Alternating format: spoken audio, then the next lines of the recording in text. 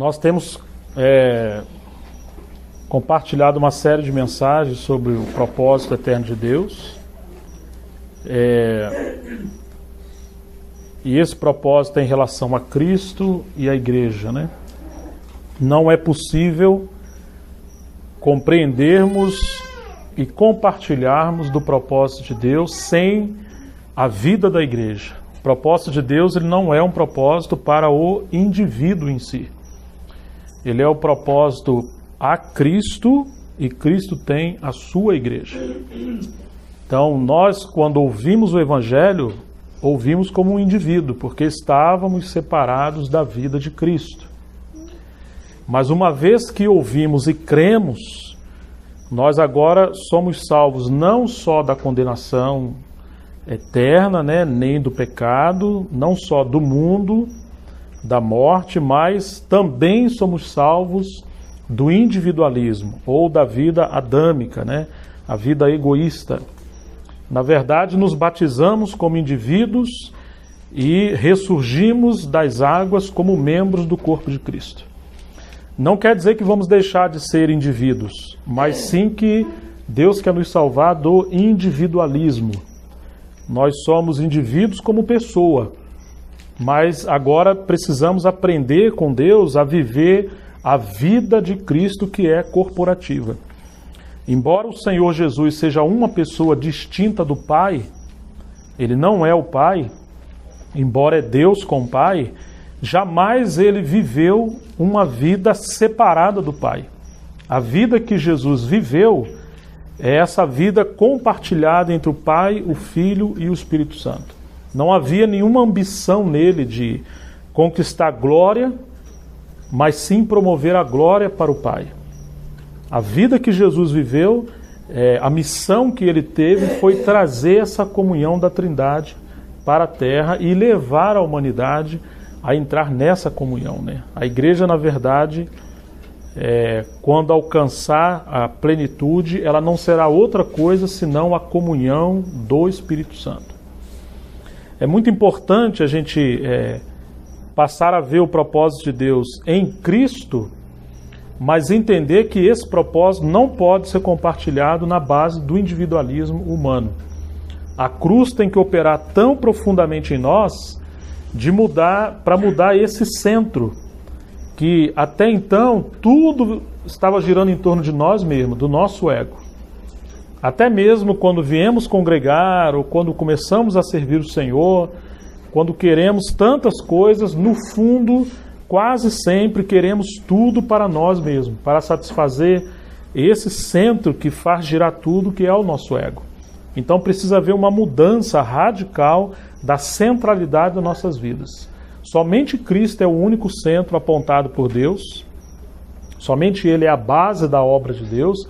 Ele é tanto o centro como a circunferência da obra de Deus. Não existe obra de Deus à parte de Cristo Jesus. Agora que fomos salvos, nós somos salvos para Cristo. Deus nos salvou para colocar-nos no Seu Filho. E o propósito que Ele tem é no Seu Filho. Então, quando esse propósito começa a ser realizado, ele não é realizado num homem em si. Ele é realizado em Cristo e no corpo de Cristo. Nós fazemos parte do corpo de Cristo. Mas se a gente separar esse centro, que é a pessoa do Senhor, e voltar para nós, então nós perdemos a graça de servir a Deus, perdemos a graça de compartilhar do propósito de Deus. É muito interessante a gente compreender isso, porque só o Espírito Santo pode nos levar a compartilhar da graça, nos levar a compartilhar da obra de Deus, a participar. E o Espírito Santo, ele tem um ministério muito claro, que é glorificar Jesus. Diz o livro de João, né, que quando o Espírito Santo fosse enviado, disse Jesus: ele me glorificará, porque não falará nada de si mesmo, mas tudo que tiver ouvido e visto, ele vos anunciará. Você imagina isso? O Espírito Santo é Deus e, no entanto, ele foi enviado para glorificar o Filho de Deus. Foi enviado para não glorificar a si mesmo, não falar por si mesmo, não ter uma missão separada do Filho. Ele não veio se entronizar. Você não encontra ninguém orando ao Espírito Santo no Novo Testamento. Ou seja, ele não permitia, ele não atraía nada para ele. Ele realmente veio para glorificar o Filho. E como que o Filho seria glorificado? O Filho seria glorificado quando a igreja compreendesse esse propósito em Cristo e ela agora passasse a compartilhar desse propósito. Claro que o compartilhar, ele é o compartilhar da vida de Cristo. Que glória, que ministério maravilhoso tem o Espírito Santo, que ele foi enviado para nos levar a participar do propósito de Deus em Cristo. Então temos o Espírito Santo. É Ele que nos inspira, Ele que nos dá dons, é Ele que nos leva a essa comunhão uns com os outros no Senhor. No entanto, irmãos, muitas das vezes nós não temos esse poder de compartilhar com o Senhor, porque o Espírito Santo só faz uma obra, a sua obra, que é baseada em Cristo. Ele não tem uma obra desassociada de Cristo. Ele não foi enviado para o indivíduo em si. Ele foi enviado para o corpo de Cristo. O Espírito Santo não é o espírito de um homem ou para um homem. Ele é o espírito do corpo. Lembra-se que Paulo falou em Efésios 4? Há um só corpo e um só espírito. Qual espírito? O espírito do corpo. Ele é o Espírito Santo. Ele é Deus, mas ele não trabalha na base do individualismo. Nem mesmo Deus, embora sendo Deus, que subsiste em três pessoas distintas entre si, o Pai, o Filho e o Espírito Santo, nenhum deles, apesar de ser Deus, desenvolve qualquer meio de vida, de missão, de qualquer outra coisa, individualmente. Tudo que Deus faz é na base da comunhão. Então, a essa comunhão, nós fomos chamados para compartilhar. O grande problema hoje do nível de palavra que muitas das vezes herdamos de diferentes movimentos que viemos, é que quase sempre tudo girava em torno do homem. Olha, aceita Jesus para sua vida mudar. O que quer dizer sua vida mudar? Você vai ter fartura financeira. Se a pessoa é solteira, venha para a igreja que Deus vai te dar um casamento. Venha para a igreja que você vai ser curado. Venha para a igreja que os demônios vão te deixar. Tudo isso de fato é verdade.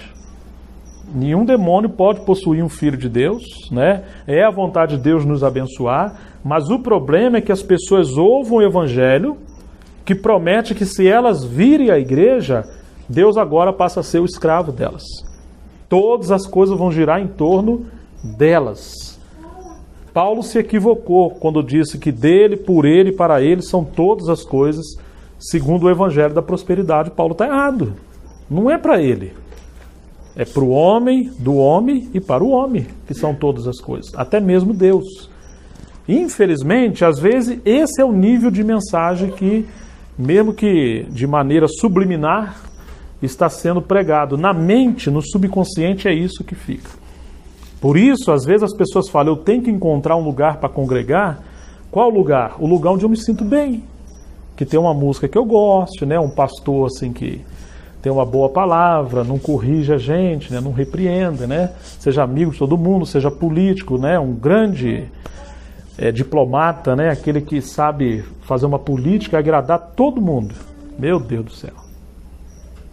Então as pessoas procuram uma congregação de acordo com as suas ambições. Mas, irmãos, quando nós recebermos realmente clara visão do propósito de Deus, tudo isso é desfeito como fumaça. A nossa vida muda o foco, né? Muda o centro que nos faz girar em torno, né?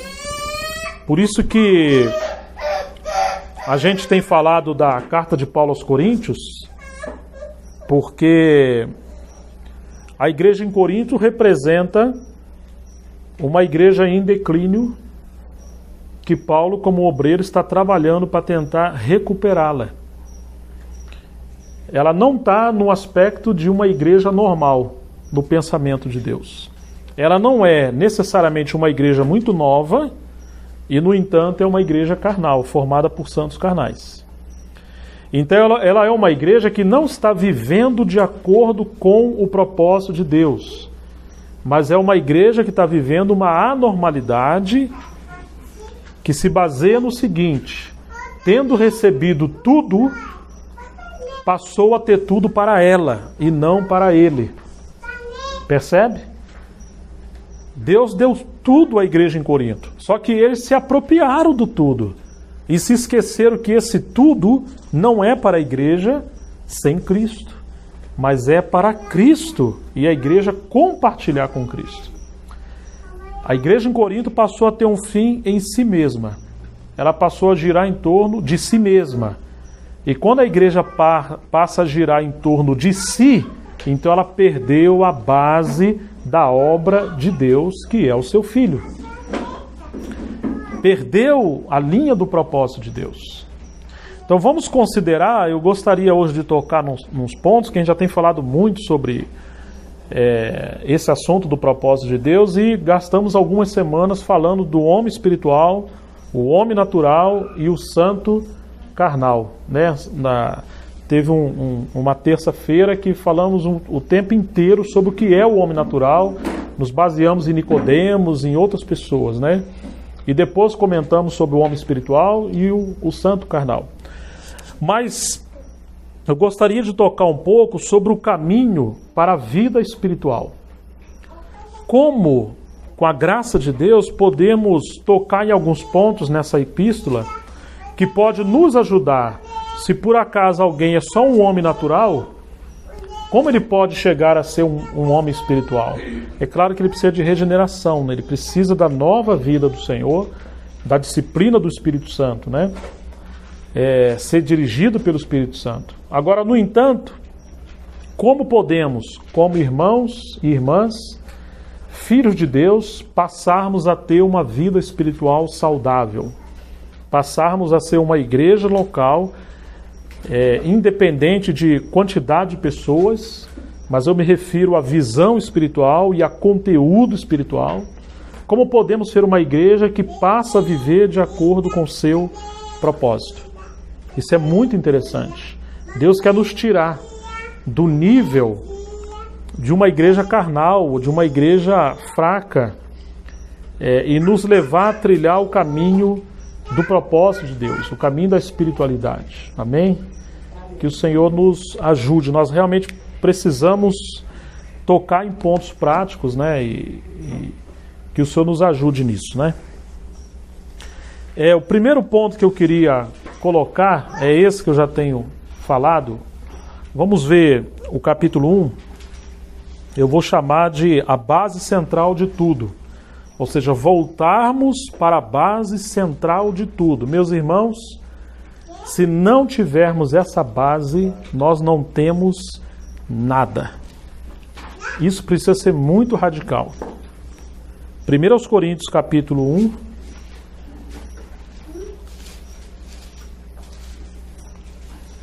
Verso 4.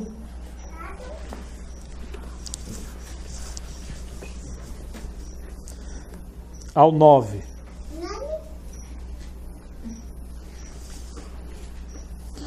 Sempre dou graças a meu Deus a vosso respeito, a propósito da sua graça que vos foi dada em Cristo Jesus.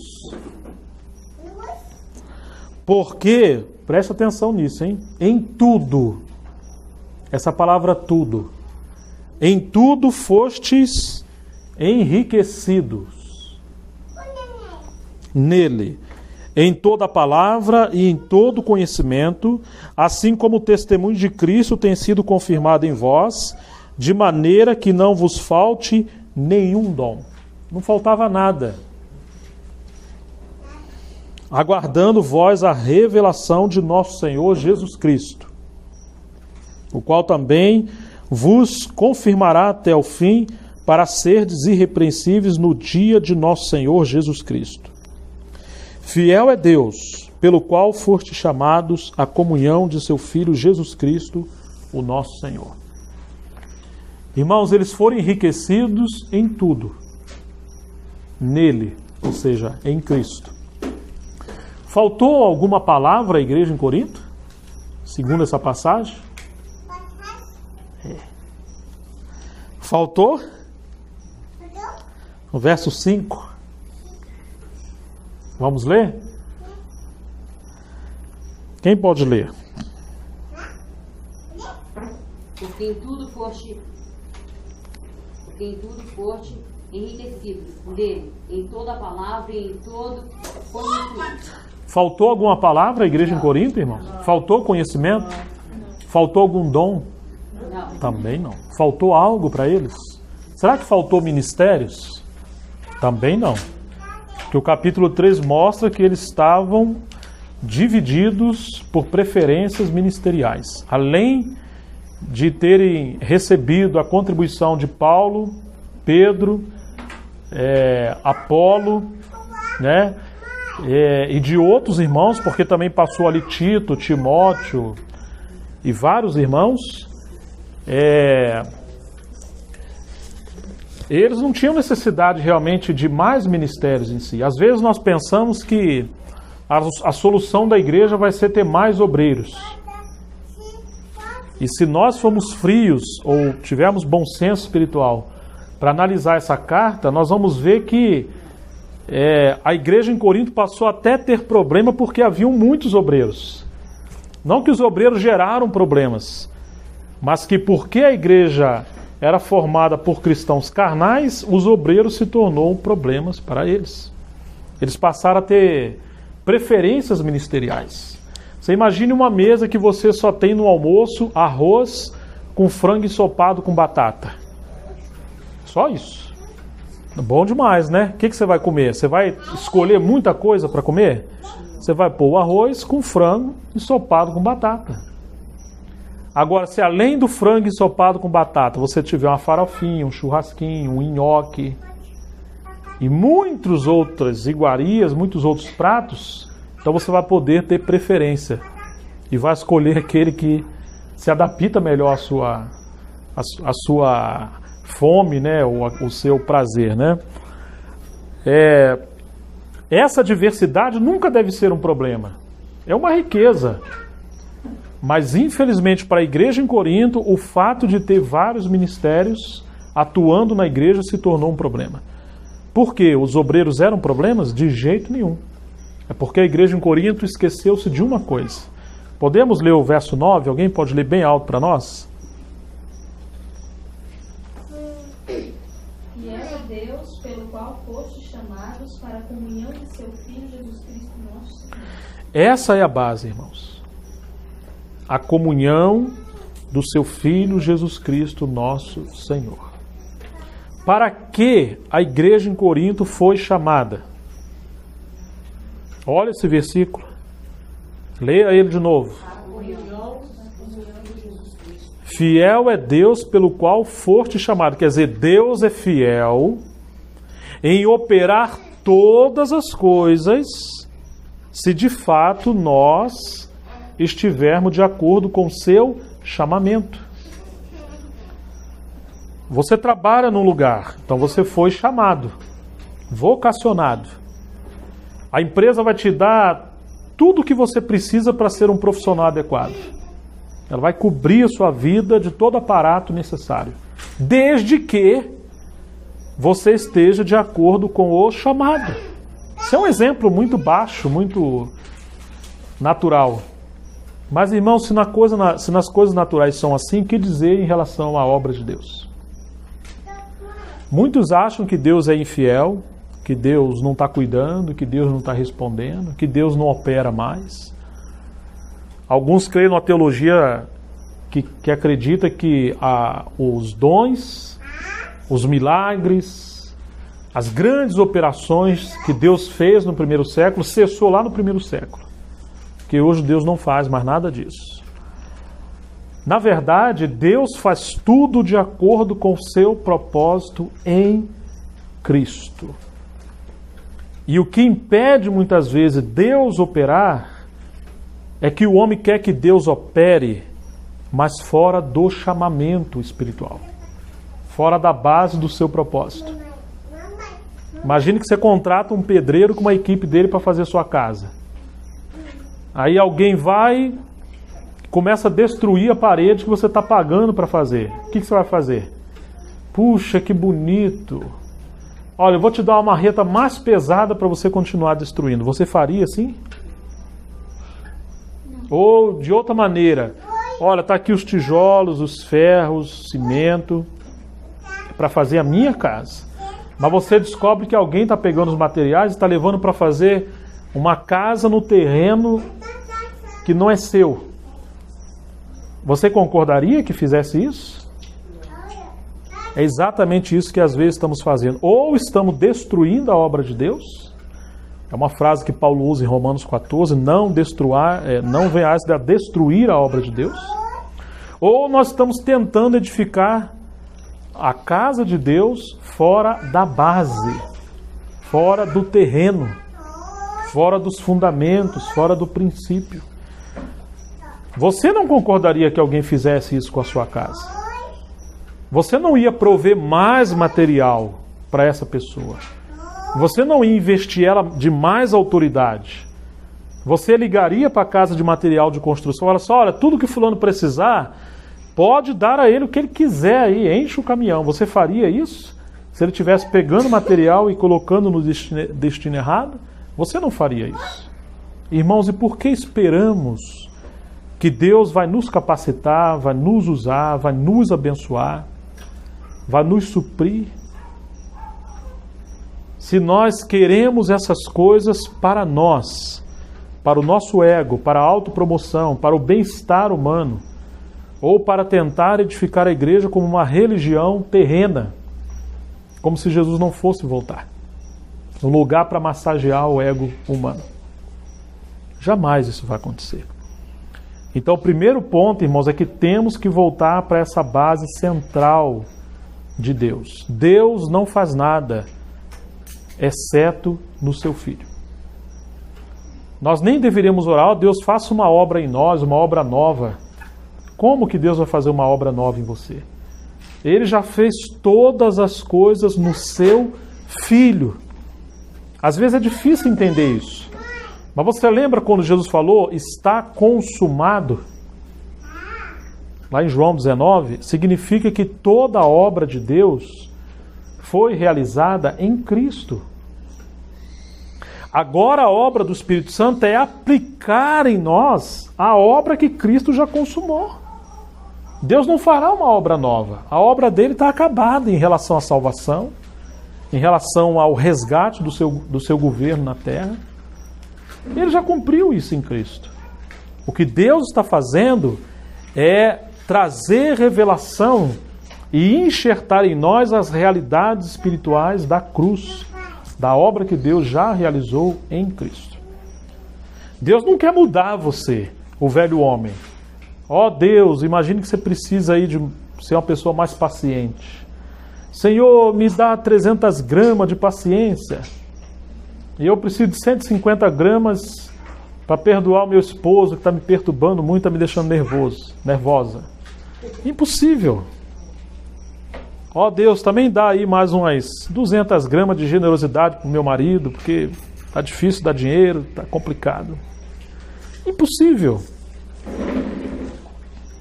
Às vezes nós achamos que Deus pode nos dar assim porções das suas virtudes.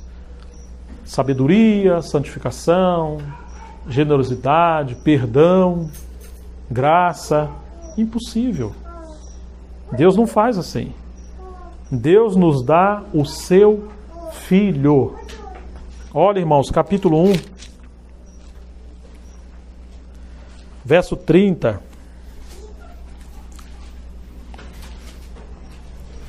Mas vós sois dele, em Cristo Jesus, o qual se tornou da parte de Deus. Primeiro lugar, o que ele é? Sabedoria. Percebe, irmãos? O que é a sabedoria de Deus para nós? É Cristo.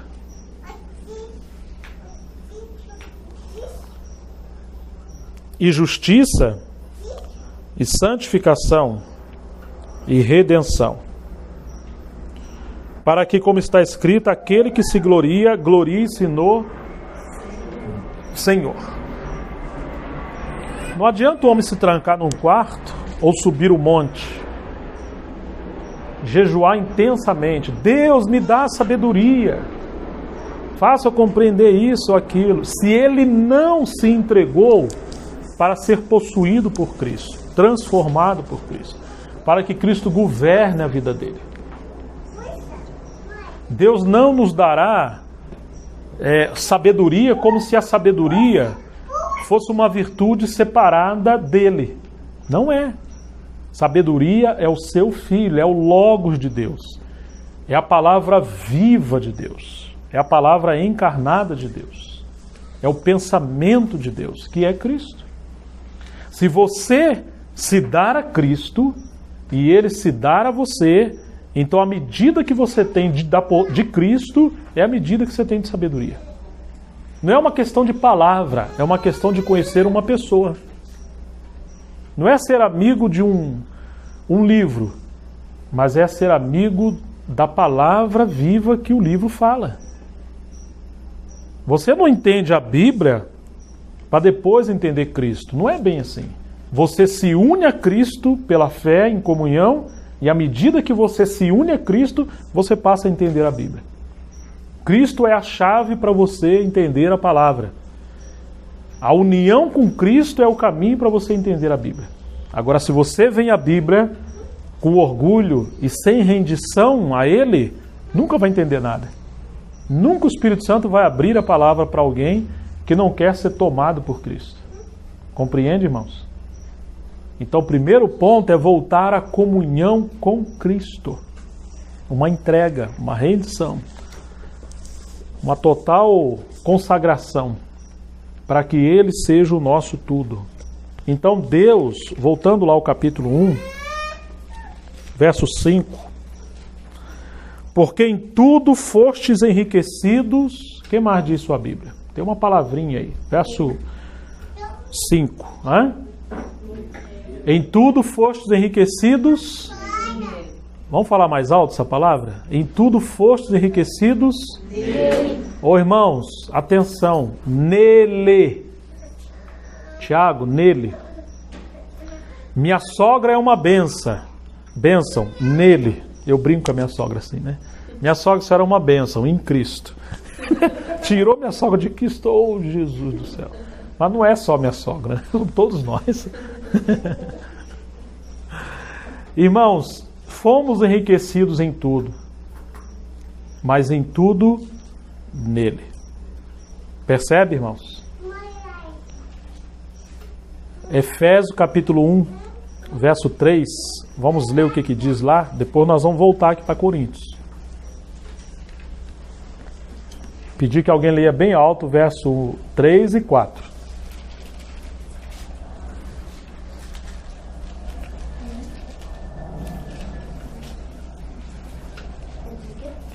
Efésios capítulo 1, verso 3 e 4.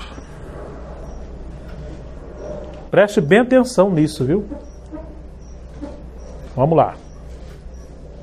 Bendito o Deus e Pai de nosso Senhor Jesus Cristo, o qual nos abençoou com todas as bênçãos espirituais nos lugares celestiais em Cristo, como também nos elegeu nele antes da fundação do mundo, para que fôssemos santos e irrepreensíveis diante dele em amor. Ok. Quando Deus nos elegeu? Antes da fundação do mundo. Por que estamos aqui agora? Será que a obra dele começou agora? Falei, achei o Gilmar, olha que interessante. Vamos salvar ele? Vamos. Aí, pum, salvou o Gilmar. Será que foi assim? Antes da fundação do mundo, Deus nos viu, nos conheceu e nos elegeu. Por isso, o verso 3 está dizendo que Ele já nos abençoou. Não diz que Ele nos abençoará, mas que Ele já nos abençoou com toda sorte de bênçãos espirituais. Aonde? em Cristo, irmãos. Tudo está em Cristo. Se você está nele, você participa de tudo que ele é e de tudo que ele tem. E tudo que Deus preparou para você por causa dele, então essas bênçãos vão te acompanhar. Amém? Ô irmão, se a gente entender isso, como é que muda, né? Às vezes a gente entra em crise. Eu já percebi que aqui em Montemor é muito comum o pessoal falar em crise. Fulano está em crise, eu estou em crise, todo mundo está em crise, né? Eu não estou muito acostumado com essa palavra, mas eu já percebi que aqui é muito comum o pessoal falar, eu estou em crise. Que crise? Claro que a crise às vezes existe, né? Mas às vezes a pessoa está em crise querendo que Deus faça uma coisa que Deus nunca vai fazer. Tolice você orar por isso. Nós queremos que Deus faça uma obra nova em nós. Deus não vai fazer uma obra em nós. É como se fosse enviar o seu filho de novo do céu para fazer algo por você. Ele não vai fazer isso. Ele já fez lá. O irmão Christian Chen disse que um dia um irmão chegou correndo para o outro, né? Não lembro se foi para ele ou para outro pregador. Falou assim, irmão, como é que eu posso para ajudar a Deus então, colaborar, fazer alguma coisa? Eu falei, ih, rapaz, você chegou atrasado. Pelo menos 2000 anos. Ele já consumou tudo. Ah, mas não sobrou nada? Não sobrou. Só tem uma coisa que resta: crer nele, recebê-lo. Agora sim, que cremos e ele passa a habitar em nós, agora, claro que é a vontade de Deus que venhamos desenvolver a nossa salvação. Mas esse desenvolver a salvação é a operação do Espírito Santo dentro de nós, nos transformando à imagem de Cristo. Não é o homem por aí tentando botar uma escada e subir o céu para falar com Deus. Não é isso. Não é dessa maneira que servimos a Deus, nem no monte, nem nas escuridões, né? Mas é no Espírito, né? É em Cristo, é crendo nele. Então vamos voltar lá para para Coríntios, capítulo 1, porque aqui está exatamente o motivo do porquê os santos se tornaram carnais e a igreja em Corinto passou a andar em declínio, em decadência. Paulo está tentando trazer a igreja de volta ao propósito. Então esse verso 4 fala, em tudo foste enriquecidos nele. Esse é o primeiro ponto, irmão. Se estamos nele, se a igreja está voltando para ele, se as nossas atividades são nele, se a nossa liderança é nele, se o motivo das nossas reuniões de comunhão e serviço é porque ele está nos dirigindo, ele está nos convencendo, aí sim, irmãos, nós estamos no caminho adequado. Então nós somos chamados para a comunhão.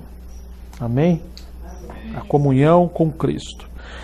Agora, essa palavra comunhão, ela se tornou às vezes uma palavra usada de uma maneira talvez não muito adequada, né? Que Deus nos ajude a ter revelação dessa palavra comunhão. É uma palavra no grego que é koinonia, com K, koinonia. E comunhão não vou dar um exemplo aqui. Imagine que eu estou fazendo a minha casa. E você vem na minha casa e porque você quer conversar comigo, então enquanto eu estou fazendo, você passa a mão no martelo ali e vai me ajudar a fazer.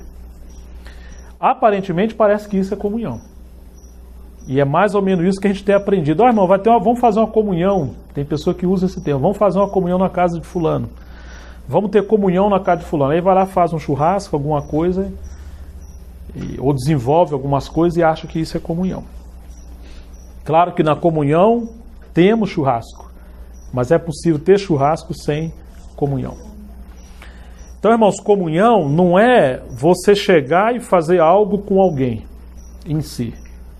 Comunhão seria, vamos botar aqui, Cristo está edificando a sua casa e agora você chegou, você não vai separado dele pegar um martelo, uma ferramenta para ajudar a construir. Não, isso não é comunhão. Comunhão seria Cristo entrar em você e você nele, Estão entendendo, irmãos? E agora ele vai pegar o martelo, só que ele não vai pegar o martelo sozinho. Ele vai pegar o martelo usando você. Deu para você entender? Uma coisa é ele fazer e você fazer separado dele. Outra coisa é entrar dentro de você e agora ele faz usando você. Uma outra ilustração. Você tem uma luva na sua casa? Mas você sabe bem o que é uma luva, não é verdade? Luva. Enquanto ela está ali na gaveta, guardada, não tem expressão nenhuma, não tem vida, não tem nada. A luva foi desenhada ou preparada para conter a mão, né? Então, quando a mão entra nela, ela toma expressão. E agora vai trabalhar. Imagine que você é essa luva. E o nosso Senhor é a mão. Se Ele entra em nós e nós nele, isso pode ser chamado de comunhão. Mas enquanto Ele estiver fazendo as coisas e nós estamos separados dele, tentando fazer alguma coisa, isso não é comunhão. Está dando para você entender? Sim ou não? Nós não fomos chamados, irmãos, para vir à igreja. De jeito nenhum. Errado. Esse pensamento está errado. Nós somos chamados para ser a igreja. Percebe a diferença? Uma coisa é você ir à igreja, outra coisa é você participar ou você ser a igreja. Quando a gente pensa eu vou à igreja, o nosso pensamento de igreja é errado. Porque a gente consegue imaginar a igreja que nós não fazemos parte. Ou pelo menos assim, a gente vai lá congregar. Então é como se a igreja fosse algo separado de nós. Não. De jeito nenhum. Igreja não é um prédio, não é simplesmente uma reunião, não é um grupo de pessoas, não é. Isso não é bem igreja. A igreja pode ter um prédio. A igreja pode se reunir como um grupo de pessoas, mas a igreja não é necessariamente um grupo de pessoas e nem um prédio, de jeito nenhum. Então, às vezes, nosso pensamento está errado. Quando a Bíblia fala comunhão, que nós somos chamados para a comunhão do seu Filho, significa que Deus nos chamou para entrarmos para dentro de Cristo e Cristo para dentro de nós. E agora, irmãos, o Senhor ia habitar dentro de todos nós, de maneira que nós agora não somos pessoas separadas dele e nem uns dos outros. Nós agora estamos juntos, no mesmo Espírito. Lembra quando você às vezes acorda de manhã, faz aquele cafezinho gostoso, pretinho. Aí você abre um pacote de leite, branquinho. Então uma coisa é o café, outra coisa é o leite. Não é isso? Mas quando você junta o café com leite, fica branquinho, fica pretinho. Como que fica?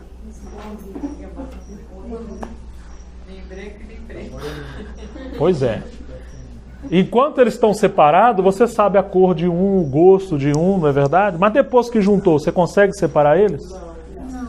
Isso é comunhão. Dá dando para entender? Então o que aconteceu? A igreja em Corinto foi chamada para a comunhão. E Deus enriqueceu a igreja em Corinto.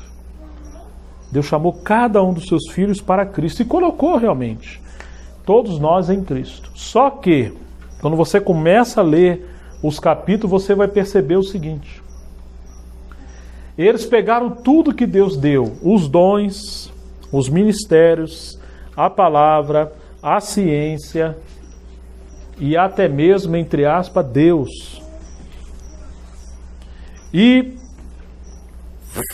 fizeram com que essas coisas passassem a girar em torno deles e não em torno de Cristo.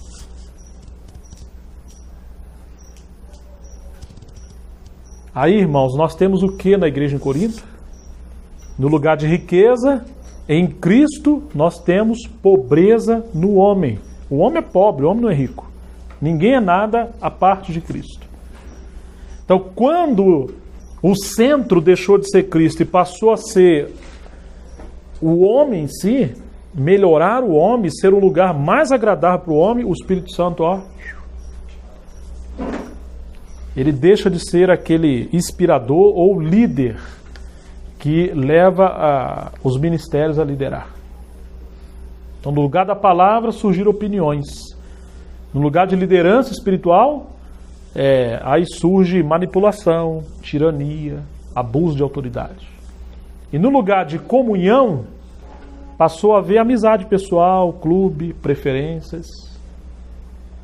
Está dando para a gente entender, irmãos? Nós não podemos tentar levar a igreja a um terreno fora de Cristo. Tentar levar a igreja a ser outra coisa que não o corpo de Cristo. A igreja não é um lugar para as pessoas se sentirem bem. Puxa, que frase estranha essa, mas é verdade. A igreja é um lugar para que Cristo seja tudo em todos. E se Cristo é tudo em todos, aí nós ficamos bem. Ah, mas se Cristo não é o nosso tudo, e se você ama o Senhor, esse lugar vai fazer mal para você. Percebe a diferença? Às vezes você vai a um lugar que é chamado igreja. Se você ama o Senhor e quer conhecê-lo, esse lugar para você às vezes não vai servir. Você não está querendo um lugar bom para o seu ego, para a sua carne. Você quer ouvir a voz do Senhor. Você quer ter comunhão com Ele e com seus irmãos. Então, irmãos, é possível a gente vir à reunião e não vir a Cristo. É possível a gente ter amizade, mas não ter comunhão. É possível seguirmos homens, mas não seguir o ministério do Espírito Santo nos homens. É uma linha muito fina. E nós precisamos do Espírito Santo para discernir essas coisas. Hoje nós viemos a quê? A Cristo ou uma reunião? Não é errado falar que viemos a uma reunião, desde que essa reunião seja uma reunião em Cristo. Onde estiverem 2 ou 3 reunidos, como que diz o resto? Significa dentro dele. Mas é possível, irmãos, a gente virmos a reunião sem vir a Cristo. E sentar e estar aqui a parte dele. Distante dele. Dá para a gente entender isso, amém, irmãos? Amém? Ô, irmãos, presta atenção. O inimigo, se ele não puder, eu já falei isso aqui algumas vezes, se ele não puder levar você a adorar ele, uma vez teve um irmão que falou que viu isso. O inimigo falando, você tem que me adorar, larga Deus. Se ele não puder fazer você adorar ele, porque ele quer usurpar o lugar de Deus, foi por isso que ele foi lançado do céu para a terra. Se ele sabe que você ama o Senhor, o que ele vai querer fazer? Ele vai querer que você consagre todo esse amor, toda a sua vida, seu talento, seu tempo, a outra coisa que não seja o próprio Senhor. Ele vai querer colocar coisas no lugar do Senhor. Percebe, irmãos? Olha o capítulo 3 da carta aos Coríntios. Eles estão dizendo, uns dizem, eu sou de Paulo. Outros dizem, eu sou de Apolo. Outros dizem, eu sou de Pedro. Está aqui na carta de Paulo aos Coríntios. O que isso significa? Quem deu para a igreja Paulo, Pedro e Apolo? Quem que deu? Foi ele mesmo, foi o Senhor. Mas o que o inimigo fez? Não que Paulo, Pedro e Apolo quiseram isso, mas na cabeça dos coríntios, eles passaram a ver Paulo como um centro, que a vida dele girava em torno disso. Paulo tem uma palavra muito boa, né? Puxa, 13 epístolas, né? Acho que o livro de Hebreus é dele também, são 14. Agora esse Pedro aí, cheio de milagre, mas escreveu 2 epístolas, eu prefiro ficar com Paulo. Eu gosto mais de estudar a palavra, né? Agora Pedro é muito místico, tudo dele é cura, é poder, é pregação. A outro fala, não, Paulo curou alguns lugares, algumas pessoas, mas a sombra de Paulo não curou ninguém. Agora a sombra de Pedro, meu amigo, aonde passa, ressuscita defunto. Eu vou ficar com Pedro.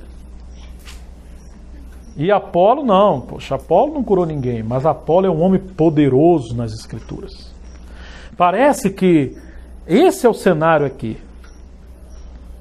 As pessoas estavam escolhendo coisas que Deus deu, mas essas coisas passaram a serem centrais para elas, e não Cristo. Paulo é muito bom em Cristo, mas tira Paulo de Cristo, e no lugar de você estar adorando a Deus, servindo a Deus, você vai desviar sua adoração ao homem e indiretamente ao adversário.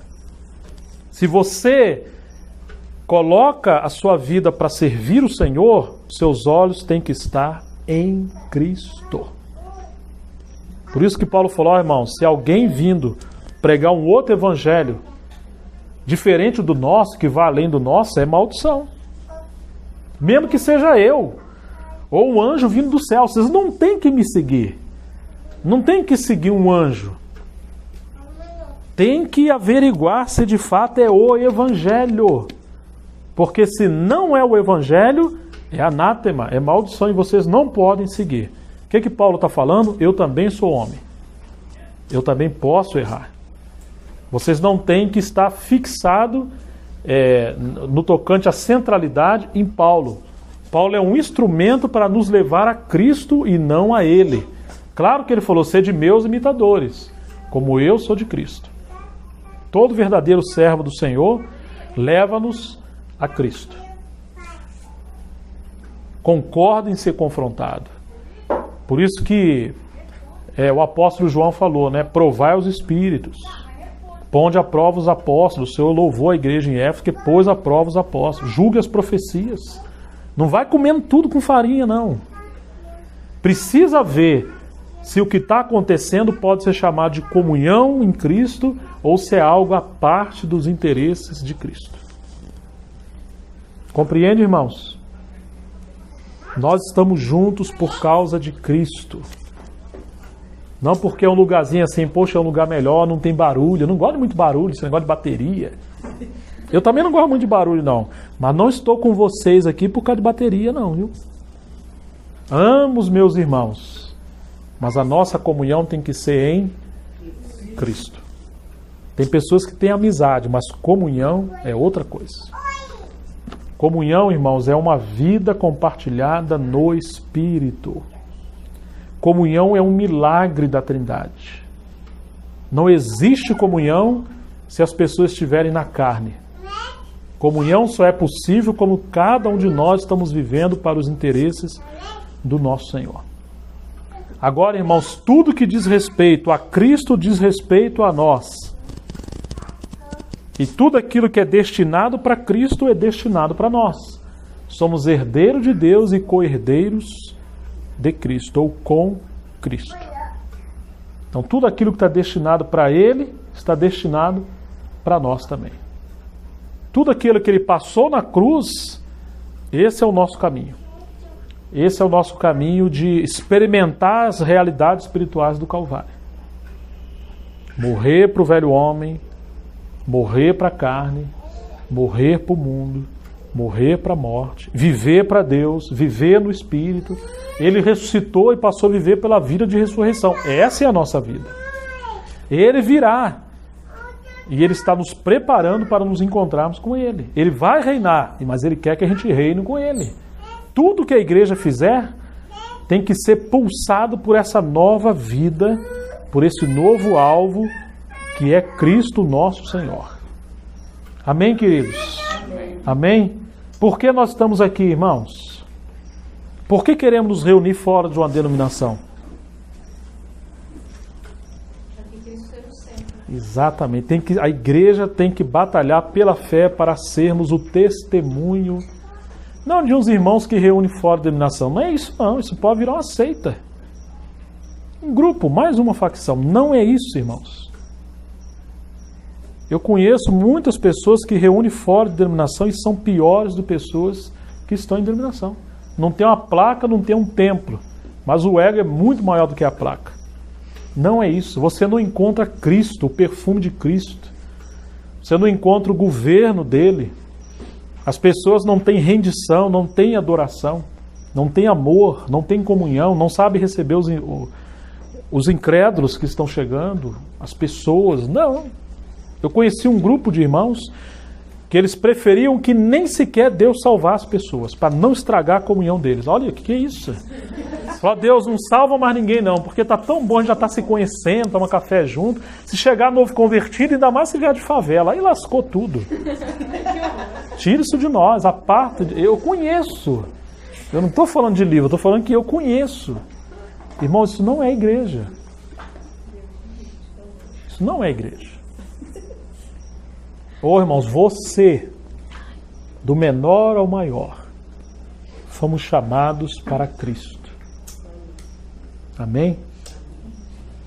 E nós só podemos ter comunhão com Ele e uns com os outros se cada um de nós nos entregarmos a isso. Deus tem uma obra gloriosa, um propósito maravilhoso.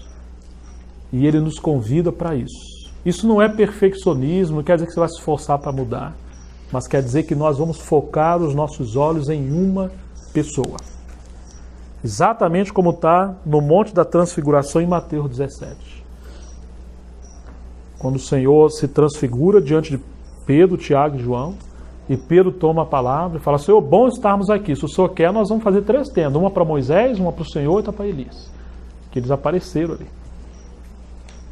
Aí uma nuvem os encobriu e veio a voz do céu e imediatamente, este é o meu filho amado, em quem me comprazo, a ele ouvi, não é nem Elias e nem Moisés. Moisés e Elias trabalharam para ele, para apontar o caminho para Cristo, e não para eles mesmos.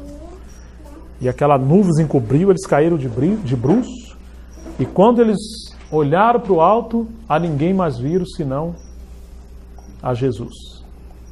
Irmãos, a ninguém mais ver, a não ser a Jesus. Irmãos, a ninguém mais ver,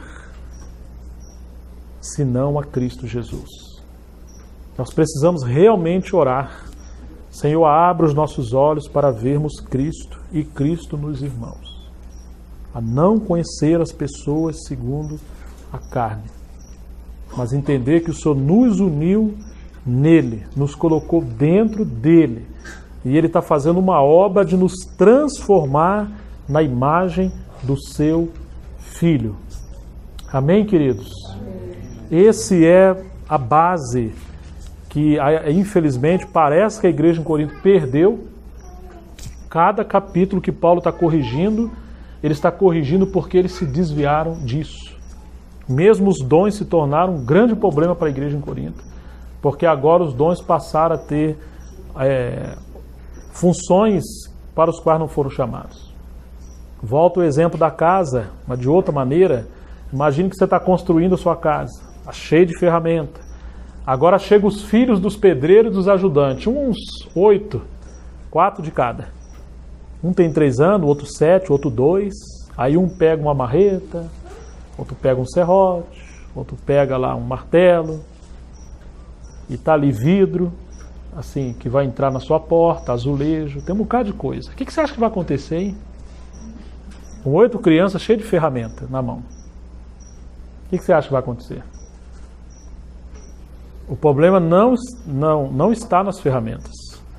O problema está que elas estariam em mãos erradas e no lugar de edificar vão destruir. É assim que aparecem os dons espirituais em Corinto. Não tem problema os dons espirituais. Eles estavam usando os dons para outro propósito, de maneira errada. E isso estavam como meninos, né? Eles não queriam, eles não estavam buscando o Senhor. A Bíblia diz: seguir o amor e procurar com zelo os dons espirituais. E o amor é Cristo. Eles estavam procurando os dons espirituais sem amor. Então usavam os dons não para edificar, mas usavam os dons para se gladiar uns com os outros. Eu quero mencionar o segundo ponto, para a gente terminar o nosso tempo, que se tudo isso é uma realidade espiritual maravilhosa, e qual o meio para atingirmos isso? O primeiro ponto que Paulo menciona é esse, né? Chamados para a comunhão. Mas eles foram chamados para a comunhão, e eles foram enriquecidos em Cristo. Toda sabedoria, toda ciência, dons, ministérios. Por que eles estavam nessa decadência? Qual é o meio que Deus vai usar para nos tirar desse declínio e nos colocar numa posição estável de vida de igreja normal, de vida cristã normal. Então você vai encontrar o segundo ponto. Que seria, hein? O que você suspeita que é? A cruz. Pode acompanhar o livro de Coríntios, que você vai descobrir isso. Vamos ler esse versículo, capítulo 1. Alguém poderia até falar assim, mas irmão, não seria o Espírito Santo? E é interessante que na escala de valores de Paulo não é. Porque o Espírito Santo nos leva à cruz e a cruz nos leva ao Espírito Santo. Muita gente quer o Espírito Santo, mas não quer a cruz. Imagina! Eu não quero mudança de caráter, eu sou o que sou. Eu nasci assim, eu sou sempre assim, eu vou ser assim. Eu sou Gabriela. Lembra que tinha uma música assim? Já ouviu isso, não? É o melô da Gabriela, né? Eu nasci assim, eu sou sempre assim, eu sou Gabriela. E não é isso. Tem pessoas que querem o Espírito Santo, mas não querem a cruz. Impossível. O Espírito Santo é o Espírito da cruz. Se você encontrar o Espírito Santo, você encontrou a cruz.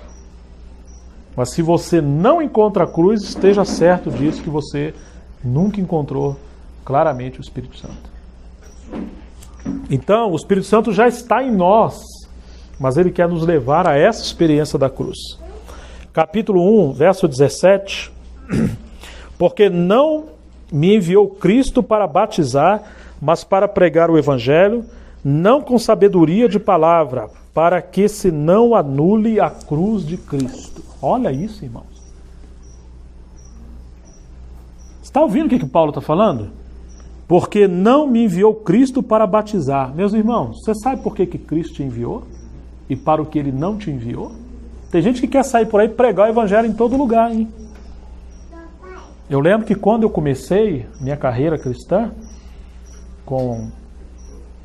pela misericórdia de Deus, gosto da palavra, e queria pregar a palavra em todo lugar, em todo chamado, todo convite. Um dia eu entendi que nem toda porta que se abre é Deus que está abrindo. Muitos chamamentos, muitas coisas na nossa frente pode ser um desvio. Lembra que eu falei? Se o inimigo não pode roubar o seu amor ao Senhor, ele vai querer levar você a consagrar o seu amor a outra coisa que não seja o Senhor.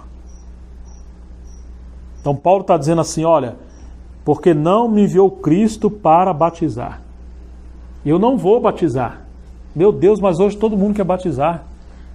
Tem gente que quer fazer uma lista grande, ó, já batizei 1.300 e tantas pessoas. 200 pessoas, 100 pessoas, 5 pessoas. E você, quantos batizou? As pessoas estão se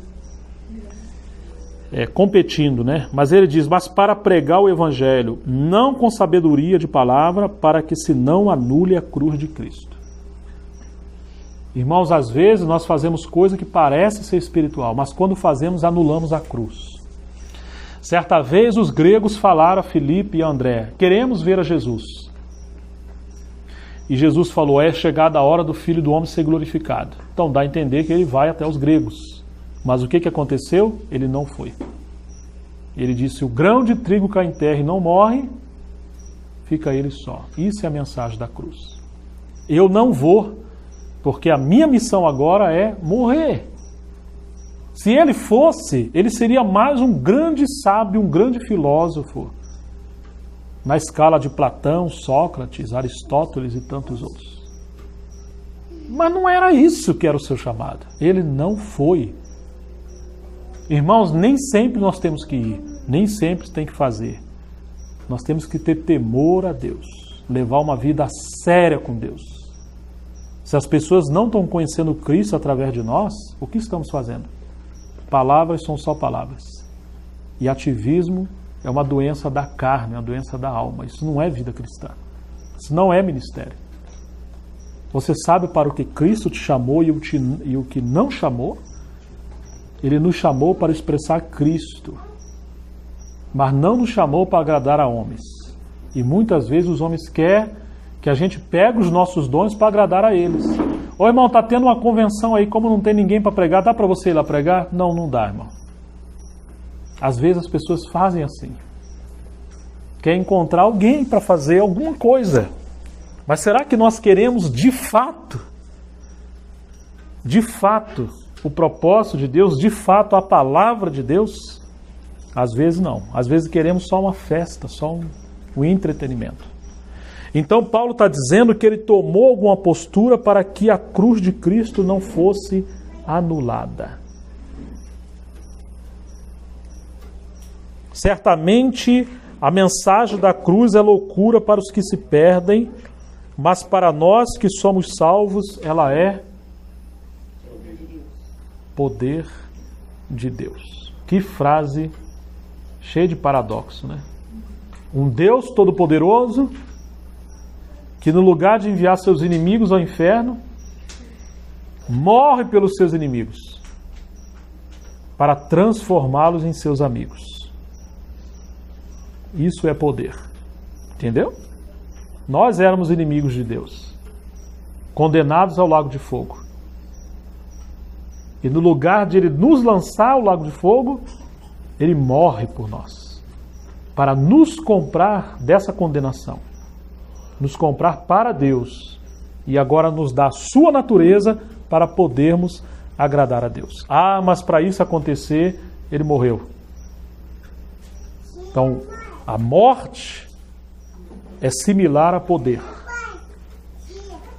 Nunca pense que poder ou ser poderoso é pregar alto, falar língua, pular, expulsar demônios. Não é. A proporção do poder que alguém tem é medido pela proporção que ele morre para si para que Cristo viva nele. Percebe? Você quer ser alguém poderoso? Então você tem que ser alguém crucificado. A medida do seu poder é a medida que você não agrada o seu ego, mas agrada a Cristo. Nós não somos chamados para agradar o homem e nem a nós mesmos. Fomos chamados para ser esse café com leite. É Ele em nós. E o que fizermos não é fazer pela nossa força, mas é fazer porque Ele está nos dando graça para fazermos algo para cooperar com o seu propósito. Por que você faz isso? Você deveria se perguntar. Você só pode fazer, ou só deveria fazer, se é de fato a graça de Deus operando em você, para que o propósito de Deus em Cristo avance. Mas se não é a graça, e se não é o propósito de Deus que está crescendo, você está sendo enganado. E isso não é ministério. Isso não é comunhão. Isso não é vida cristã. Isso é religiosidade. Isso é humanismo. Isso é ativismo carnal. Ah, irmão, mas eu não estou fazendo nada. Isso também é humanismo. Isso também é carnalidade. Ué, o que eu tenho que fazer? Nós temos que estar em Cristo. Irmãos, tem cristãos que saem por aí desenfreadamente fazendo tudo. Está perdendo a mulher, ou perdendo o marido, perdendo os filhos. E está aí achando que está fazendo a obra de Deus. E o outro extremo, tem cristãos que estão enterrando os seus talentos ou deixando de cultivar uma vida no Espírito. E estão passivamente anestesiados. Os dois estão errados. Nem o ativista e nem o passivista. Nós precisamos levar uma vida em Cristo. Percebe, irmãos? Não é nem sair por aí fazendo coisa e nem deixar de fazer coisas. Ninguém tem que ser julgado se está fazendo ou não está fazendo. Não é esse o cerne da coisa. O cerne da coisa é que Deus está nos chamando para uma vida mais profunda com o nosso Senhor. Certa vez Paulo falou assim: porque Deus, a quem sirve em meu espírito no Evangelho de Jesus Cristo, nosso Senhor, me é testemunha. Essa frase, Deus a quem sirve em meu espírito. Romanos 1,9 também. Interessante, Coríntios 1,9, chamados para a comunhão. Romanos 1,9, Deus a quem sirvo no meu espírito, no Evangelho. A palavra servir ali, irmãos, é adorar. Romanos 1,9. E a ideia de adorar, na época de Paulo, sabe o que era? É aquele salmo que diz: os olhos estão atentos às mãos do Senhor. Adorar significa estar parado como escravo. Você lembra daquele filme antigo que os escravos estavam diante do seu senhor, abanando ali o seu senhor? Já viu? E outros estão ali parados, olhando os olhos fitos nos olhos do seu senhor. E quando o seu senhor queria algo, ele só olhava para o seu servo, ou fazia um gesto com a mão, e aquele servo ia executar. Isso, em Romanos 1,9, a palavra servir no original, a ideia é essa. É essa adoração de estar olhando para o seu Senhor, sem distração, tendo comunhão, adorando, no Espírito. E quando ele se mexer, que ele quer que você faça algo, então você obedece. E terminou, volte para essa base de estar com os seus olhos fitos ao Senhor. Percebe, irmãos? Então, a cruz é o meio que nos leva a essa normalidade. A cruz é o instrumento que nos transporta da vida natural ou carnal para a vida espiritual em Cristo Jesus. A cruz é o instrumento que entra no meio da nossa vontade e a vontade de Deus. Quando Jesus falou, né? Minha alma está angustiada até a morte. Que direi eu? Passa de mim esse cálice? Essa é a vontade dele. Entre aspas. Que ele queria fazer a vontade de Deus. Fala, não, Senhor. Porque para essa hora precisamente eu vim. Para morrer na cruz. Não seja feito conforme a minha vontade, mas conforme a tua vontade. Isso chama-se cruz. Percebe, irmãos? Então a cruz aparece quando está esse jogo entre a vontade de Deus e a nossa vontade. E aí ela aparece para nos poupar, nos transportar. Então a cruz é um instrumento de quebrantamento. Os cristãos em Corinto, apesar de terem recebido toda a graça, todos os dons e todas as coisas, eles entraram nesse caminho de decadência porque abandonaram a cruz. Eles abandonaram o chamamento celestial e, por conseguinte, abandonaram a cruz. Na verdade, irmãos, ninguém vai amar a cruz se não amar o propósito de Deus. A cruz não é justa. Jesus não merecia a cruz. E nós sempre vamos achar que não merecemos a cruz. A cruz só pode ser amada por aqueles que amam a vontade de Deus. Jesus não foi à cruz porque amava o sofrimento. Jesus não foi à cruz porque quis ir à cruz em si. Jesus só foi à cruz porque esta era a vontade de Deus. A vontade de Deus era muito maior do que a cruz. Então, quando nós amamos a vontade de Deus, então nós passaremos a amar a cruz também.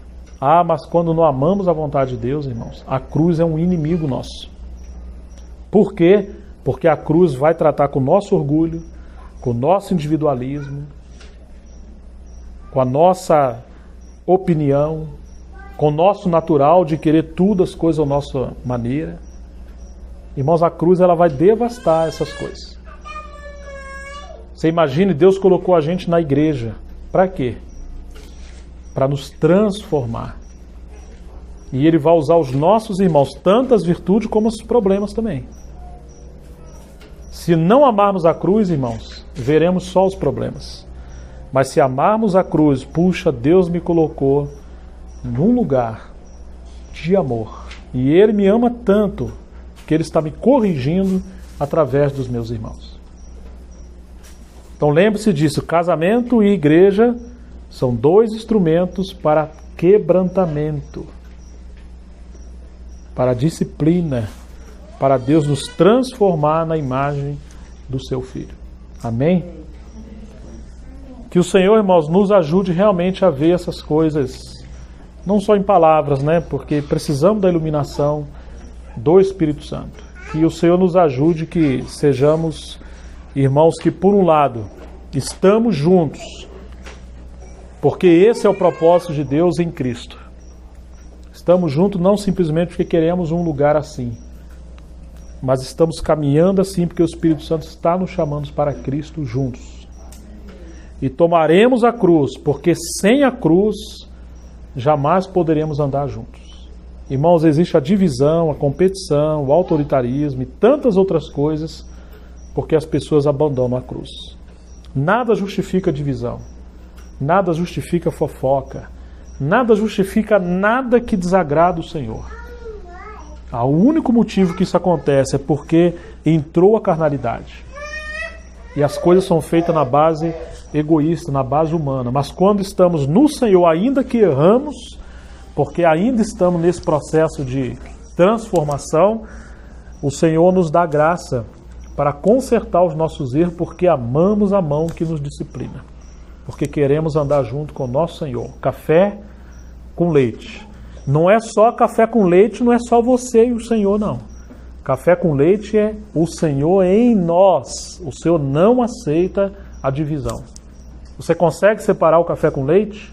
Então nunca pense em separar os irmãos. E nem nos separarmos uns dos outros. Porque somos um no Senhor. Amém? Que Deus nos abençoe.